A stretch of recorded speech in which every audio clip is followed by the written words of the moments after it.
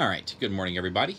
Today I'm going to cover a little bit from the end of this chapter, some terminology that you need to make sure that you know, because you'll see various terms on the AP test from different units that kind of integrate some of these terms. So I'm going to skip over all the three models, and I'll do those tomorrow once we introduce these concepts. I think it makes a little more sense to cover some of these concepts at the end first, and then we'll come back to that. Now, I do want to start with something that I haven't seen this issue in your class as much as I've seen it with my government kids. But there's something a little bit concerning to me about the government test, given some information from the AP test or the College Board that I want to make sure I communicate with everybody before we get started. They understand that for this year's AP test that students are going to be using their notes. They've said it's an open book test, it's an open notes test, things like that. However, they have said, and they've been very, very strict on saying that there can be no plagiarism. And this means plagiarism copying off each other, and it also means copying things word for word from my notes. So if two of you both copy something from my notes, like if they ask for a definition of something and you define it using the exact terms I use in my notes, they're going to think that the two of you plagiarized, that you copied off each other. So they're going to run it through the software. Once they run one person's test, they run the second person's test. They're going to invalidate your test. So please get in the habit of putting things into your own words. And I want you to start with these on the writing prompts this week, is when I ask you to define things and to discuss things, please don't use the terms and don't just copy it straight from my PowerPoint. I'm going to start basically taking off points for that. So if I ask you to define something and explain it, and your definition is just copying it word for word from my PowerPoint, you're going to get a 0 in that writing prompt. So I want to get everybody in the habit of doing this, because they are going to be super strict on this on the AP test, because it's open notes. They want to make sure that you understand the concepts and not that you can just simply copy it word for word off of that PowerPoint or whatever you happen to be looking at. Okay. All right. I'm going to skip ahead to slide 32. And I want to discuss some concepts with you that are important in terms of definitions of different words. Now, obviously, you hear words like city and village and things like that all the time, but there are technical different definitions for each of those terms. Now, and again, those terms are defined by states. So this is not something where there's a technical definition of these words at the federal level or anything like that. But I want to make sure that you understand how these are kind of defined. Now, the word city in Ohio is defined as a legally incorporated self-governing unit. Now, to be a city in the state of Ohio, you must have at least 5,000 residents. Okay, and that definition is different in certain areas. Okay, but in Ohio, it's 5,000 residents, and you must be recognized by your state and given permission to exist. And the reason why it's slightly different in Ohio, and we talked about this last year in government, for those of you who took AP government, is Ohio is what's called a home rule state. And in a home rule state, cities are essentially given permission to do whatever they want, as long as it's not something forbidden by the state government. Well, the state government in Ohio has to give cities permission to exist, and they've granted that permission, and they can revoke that permission if they so choose. There was actually a city in Ohio this past year up around Youngstown who lost its city charter because they did some things that angered the state of Ohio. So a city can lose that.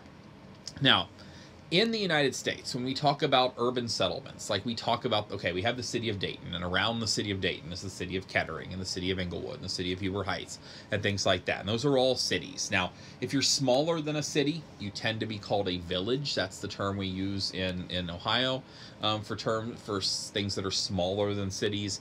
In other states, they may call them towns or other things like that.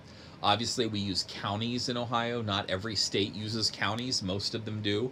Louisiana uses what are called parishes instead of counties. So again, each state can kind of do their own thing in terms of what they call different elements of their government. Now, when we talk about a big city that is surrounded by other cities, we tend to call that a central city. So in our region, Dayton is a central city. Englewood is a city. Union is a city. Clayton is a city. Dayton is our central city. Now, those are obviously easy definitions. Now, the Census Bureau, and at the very beginning of the year, we did some work with some census data. They have a couple different ways in which they define geographic areas, and they have what's called an urban area. And an urban area basically looks at a city like Dayton, and then all of the things around it that are connected to that city. So if you think of the fact that if you live in Englewood and someone from another state asks you where you live, you're probably going to tell them that you live near Dayton. That's going to be the central point. That's kind of the drawing point to that area. So we are part of the Dayton urban area. Okay, we're part of the Dayton Metropolitan Statistical Area, which I'll talk about here in a second.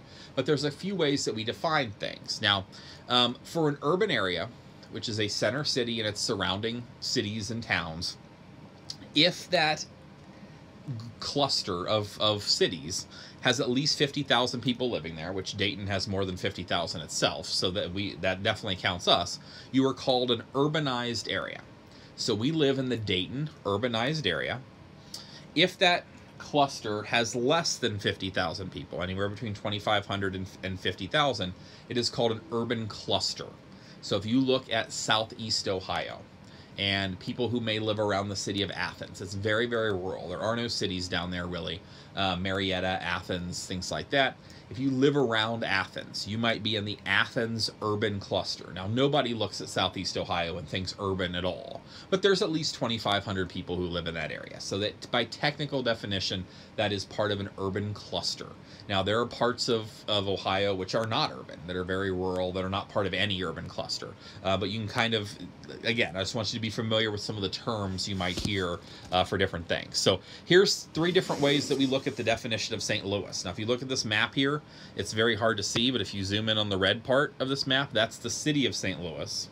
Okay, the area in orange around it is the St. Louis urbanized area. You can see that that includes cities outside of the city of St. Louis in multiple counties, even in multiple states, because the Mississippi River there separates Missouri from Illinois, and that includes some cities in another state. Cincinnati does the same thing with Covington, Kentucky. That's not uncommon for cities to have their urbanized area cross state lines. That big red box that goes around all of those counties is what's called a metropolitan statistical area, and that's kind of the last term I want to talk about right here.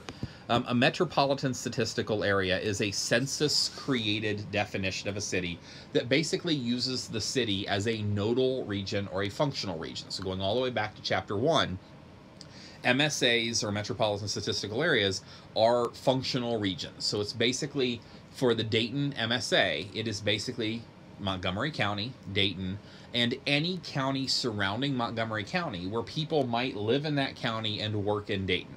So Preble County, where Eaton is, that would count. Darke County, where Greenville is, that would count. Obviously, Greene County, Beaver Creek, Fairborn, that would count. Miami County, Troy, Tip City, things like that, that would count.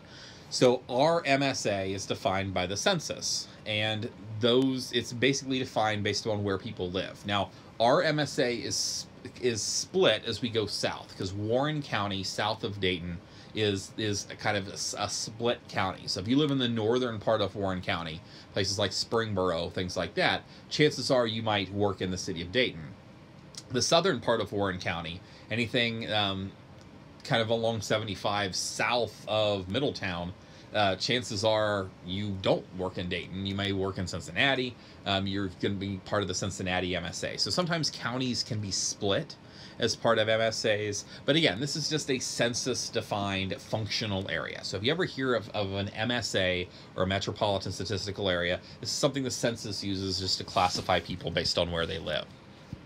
Now, you can have some overlapping MSAs, and this is a really common thing that they love on this AP test, because it's some funny words they like using.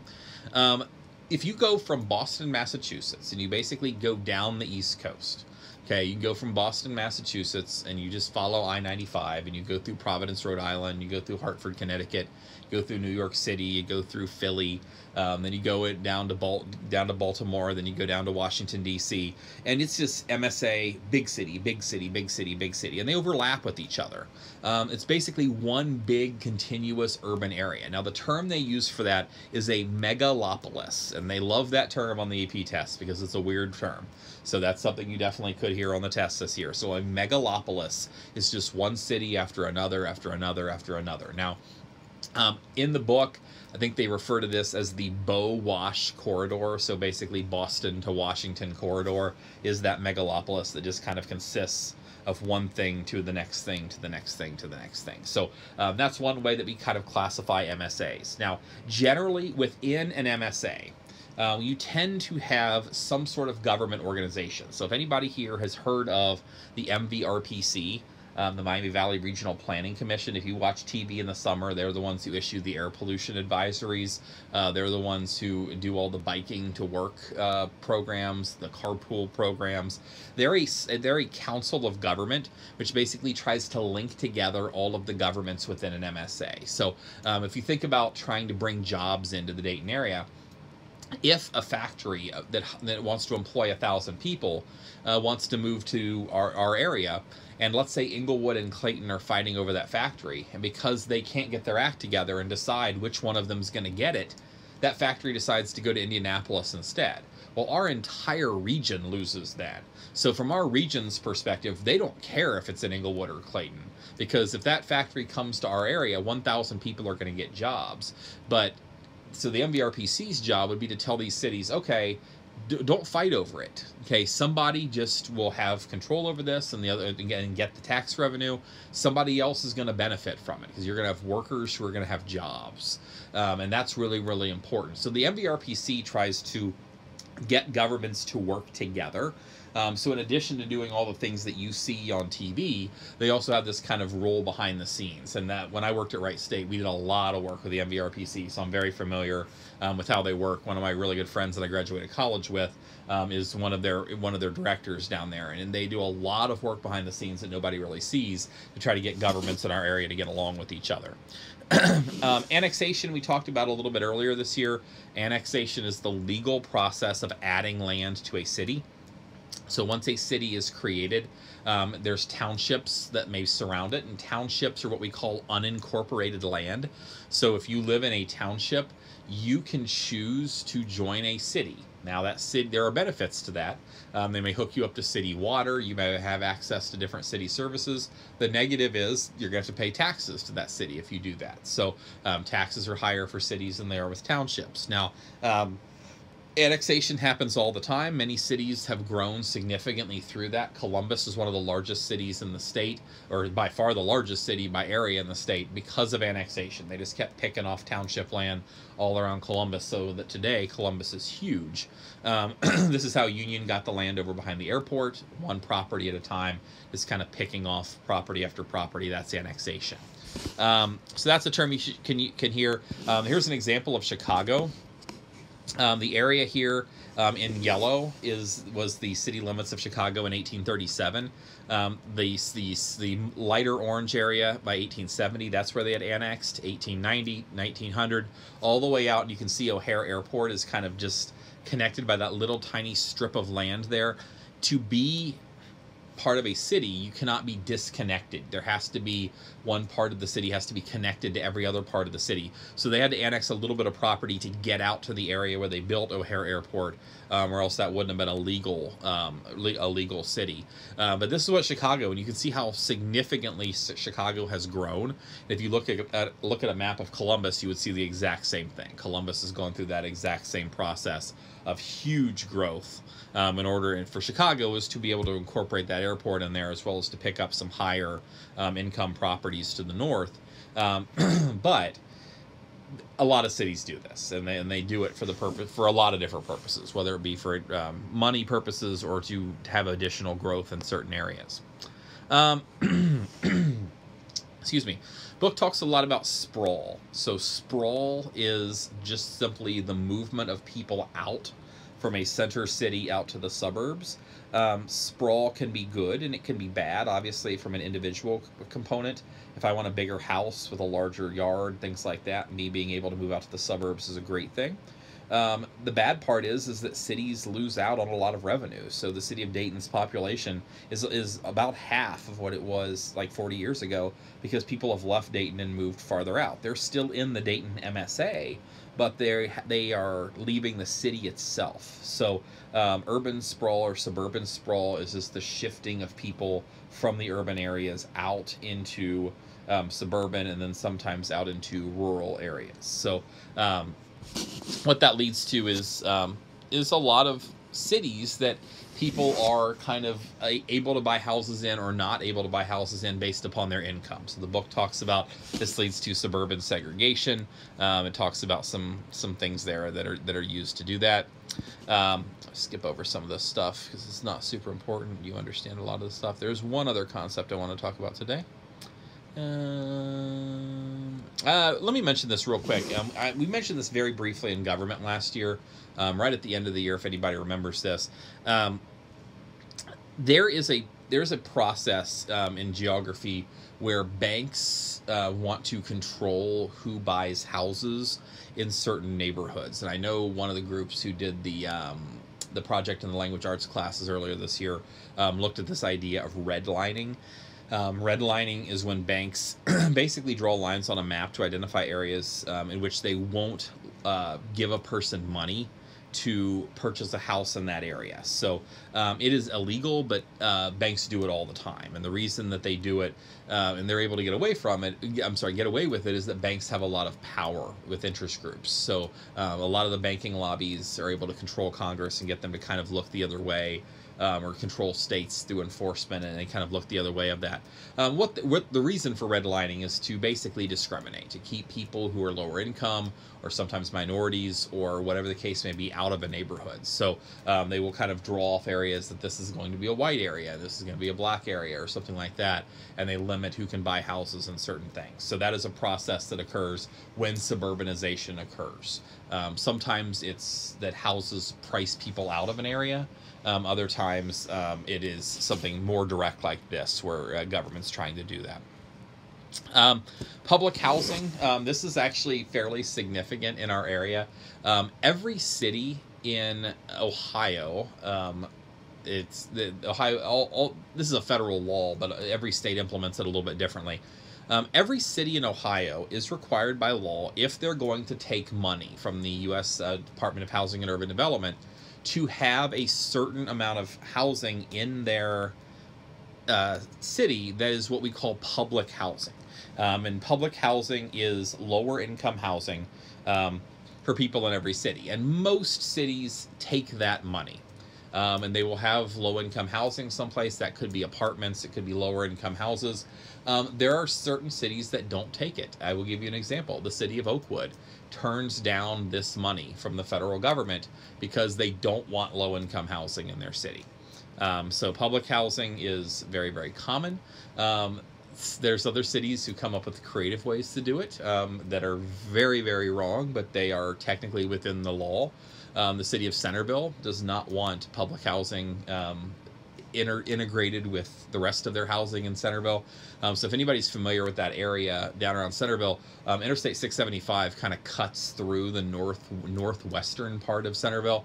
And they actually have a public housing complex that is north of the interstate.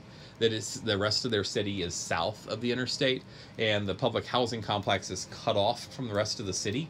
And for a long time, they didn't even have sidewalks. So if you lived in that public housing complex, there was no way for you to even walk into the rest of the city, because they had physically isolated everybody on the other side of the interstate. But they were technically in compliance with the law, because they were allowing X% of their housing to be public housing or lower income housing. So that is something that cities are required to do by the government in order to make sure that every city, people have a chance to live anywhere that they want.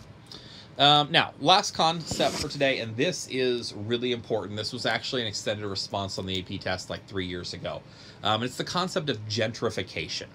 Now, gentrification is the process in which we try to bring people back into inner city neighborhoods. If you look at the area around the Dragons Stadium, there has been a lot of development in that area over the last 15 years. The stadium's been there now 20 years.